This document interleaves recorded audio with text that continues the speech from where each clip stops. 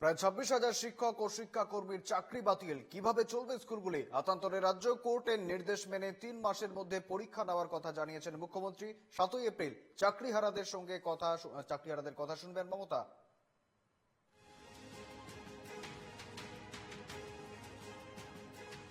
এক ধাক্কায় হাই স্কুলগুলি যেন সাফ হতে বসেছে। একদিকে উচ্চ মাধ্যমিকের পরীক্ষার পর খাতা দেখা, অন্যদিকে নবম থেকে দ্বাদশ শ্রেণীতে শিক্ষকদের অভাবের মধ্যেই এত শিক্ষকের ঘাটতি পূরণ হবে কিভাবে?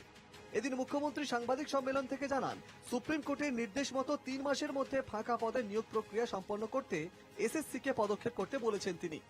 Will accept the supreme court judgement.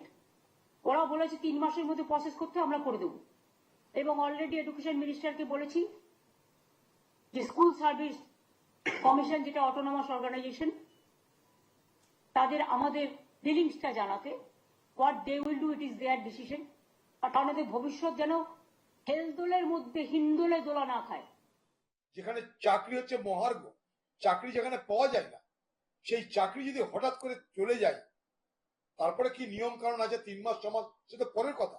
কিন্তু আপাতত যে অনিশ্চয়তার বাতাবরণ তৈরি হলো, সেই অনিশ্চয়তার বাতাবরণ যদি তৈরি হয়, তার জন্য একমাত্র দায়ী যদি কেউ হন, তার নাম বাংলার মুখ্যমন্ত্রী মমতা ব্যানার্জি। হঠাৎ চাকরি চলে যাওয়ায় কার্যত বিনা মেঘে বজ্রপাতের পরিস্থিতিতে চাকরিহারারা, তাদের পাশে থাকার বার্তা মমতার। মানুষের বিপদ থেকে সবাই চলে যায়, পালিয়ে যায়, তখন কেউ না কেউ আসে তাকে রক্ষা করার জন্য। আমাদের ভাষায় বলতে পারেন মা। আমি শিক্ষক শিক্ষিকারা, আমি শুনেছি অনেকে ডিপ্রেসড। আমরা তো চাই না একটাও কোনো দুর্ঘটনা ঘটুক।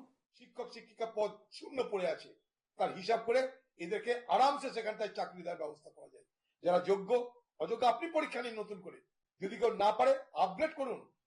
তা আপনি যদি অযোগ্য থেকে যোগ্য হয়ে আপনি 15 বছর রাজত্ব করতে পারেন, তাহলে শিক্ষক শিক্ষিকারা অযোগ্য হলেও তারা কেন যোগ্য হবে না? আমার প্রথম প্রশ্ন।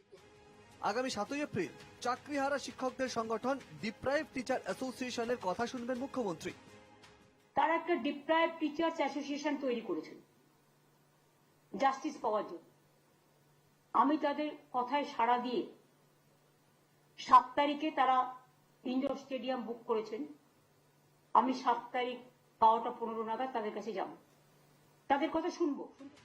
এদিন সুপ্রিম কোর্টের নির্দেশ, যে ব্যক্তিরা আগে অন্য পদে চাকরি করতেন এবং ওই চাকরি ছেড়ে শিক্ষক শিক্ষাকর্মী হিসেবে যোগদান করেছিলেন, তারা তাদের পুরনো পদে ফের যোগদান করতে পারবেন। Bureau report, NKTV Bangla.